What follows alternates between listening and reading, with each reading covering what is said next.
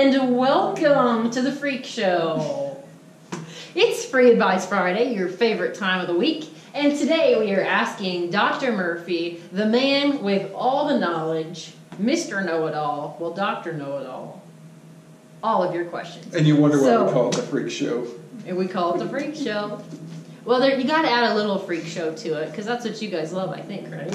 I think we're talking about you right now. Yeah, well, anything I have anything to do with is going to be a freak show, that's for sure. Pretty much everybody would agree. Let's take a vote. Let's not. Okay. Okay, Dr. Murphy, are you ready? Yes. Your first question, sir.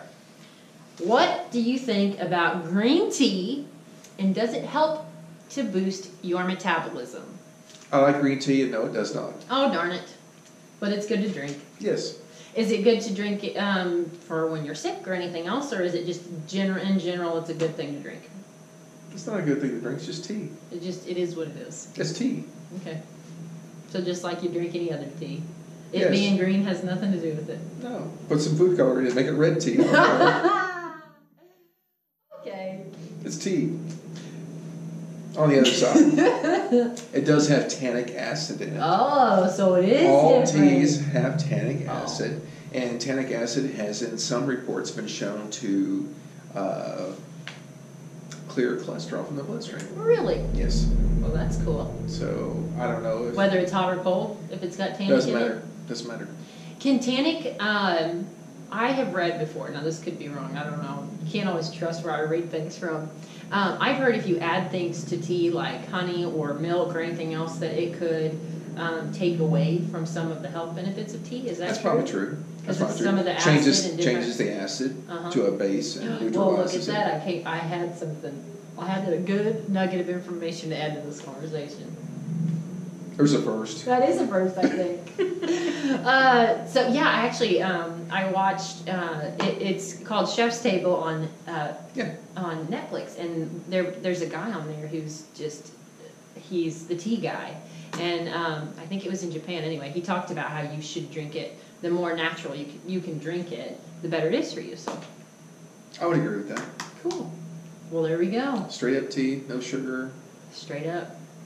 You're good. Alrighty. Well, there you go on that question. So hopefully that answered it for you.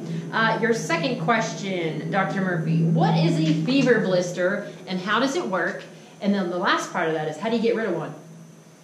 Fever blisters are viruses. Okay. And we've all been exposed to them. Some people are more susceptible to them.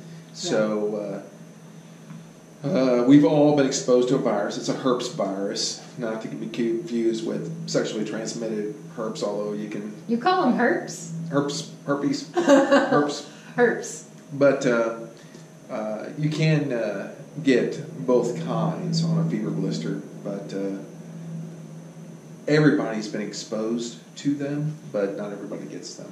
Oh. And under times of stress, women tend to get them more often around their monthly, when their body is under stress from certain things, and they'll creep out and cause a blister formation. Mm-hmm. And when that blister does form and starts opening up, you are contagious. Ew. You can pass it from one person to the other.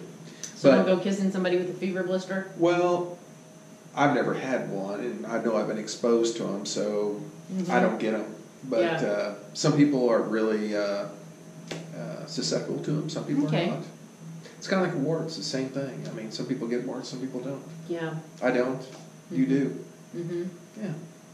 I've had a wart on my hand right there. I have a scar to prove it. My mom took it off. Remember when you guys took my wart off? I had one there and one there.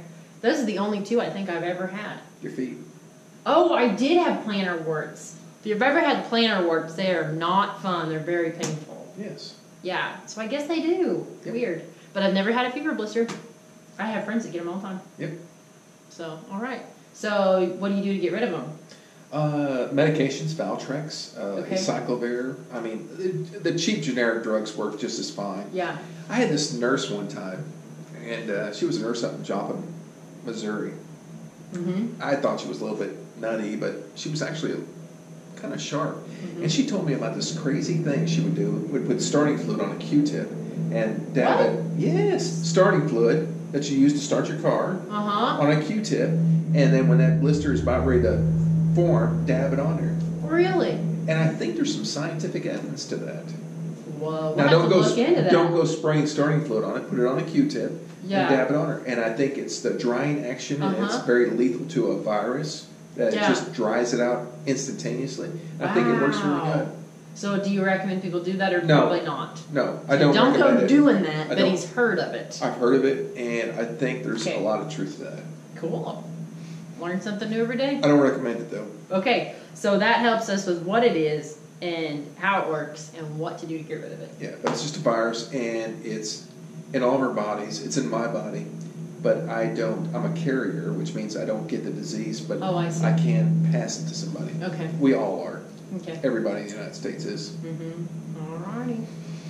Well, then there's that question Yep. answered. All right. Your last question. I am excited to hear what you say about this one. Oh, Lord. It's really not that crazy, believe it or not. Alzheimer's. So I know, at least from what I've read, there's a lot of mystery behind some of it and what to do with it once you know you have it, or that it's, early onset Alzheimer's. Is there anything you can do to stave off Alzheimer's? Yes. Okay. A great study I read one time that the lowest population of people that get early dementia, Alzheimer's, whatever, is actually Catholic nuns. What? Yes.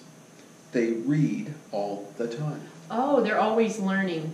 Their mind is always active. So to keep your mind active all the time, studying and learning new things, is when you sit around and do nothing, in a room, maybe watch TV or something like that. That's where Alzheimer's can creep up a little bit. Really? Yeah.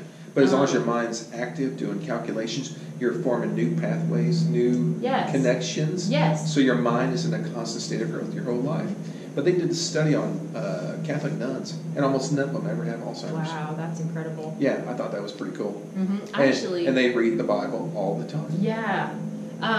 I actually listened to a podcast about a neuroscientist who specifically studies Alzheimer's, and she mentioned something very similar to constantly building new pathways, and that maybe some of your pathways are shut off, so that if you make new connections. But you make those new connections, And then she also mentioned that getting the appropriate amount of sleep also helps, which we do not do. I agree. She said that's something that's incredibly important, and we don't do it enough. But really the main two things she talked about were creating new pathways and ensuring that you are taking care of your brain and getting enough sleep so that it can reset itself at night. And it's not so much resetting yourself. Even at night when you're sleeping, your brain is making new connections. Okay, so that's, okay. Yeah, so you're still in a constant state of thought. So you're always thinking at night, whether you're sleeping or awake. Cool. So, but yeah, making new pathways. So reading, puzzles, mathematical calculations, staying active. Ugh, all those things I hate. Yeah. Exercise. Yeah. Helps. Oh, well, that helps. Eating right helps. Yeah. So certain drugs can precipitate early Alzheimer's. So, but yeah, all those things. Yeah. All right. Well, I guess I better pull out my algebra book. Well, I think it'd be interesting to have. I think it'd be interesting to see a study where a lot of women, like your mother, reads all the time. Yeah, and she sure does. Yes, I mean the woman constantly read novels, and I would like to see a study where we looked at people like that read all the time and see what their ratio of Alzheimer's versus normal population is, and I think you can find that it's relatively low. Yeah. Well, it's interesting because I feel like I'm constantly reading all day, every day, but it's not in a setting like what Mom is doing, where you're constantly learning new material or receiving different information. Well, your brain's just working. Is all it's doing. Yeah, because I feel like I'm constantly reading, and by the end of the day, I want to zone out. So I don't know. Hopefully, I'm not losing any of my pathways too soon. But we'll hold out hope. I'm not promising that I'm not. Who knows? I'm sure you have theories on what's going on in my pathways. I do. Oh, Lord help us. My pathways are like Candyland pathways at this point. Your pathways are very minimal, I think. Probably. My pathways are like dirt roads. Oh, okay. Well, I think that answered all our questions for today. All right. Cool. Well, that is all for Free Advice Friday, everyone. And just as always, go ahead and keep submitting them either on our Facebook page. You can send them just through a message. You can comment on this post below. Or you can just see us in the clinic and let me know. I'll write them down. See you next Friday. We'll see you next week.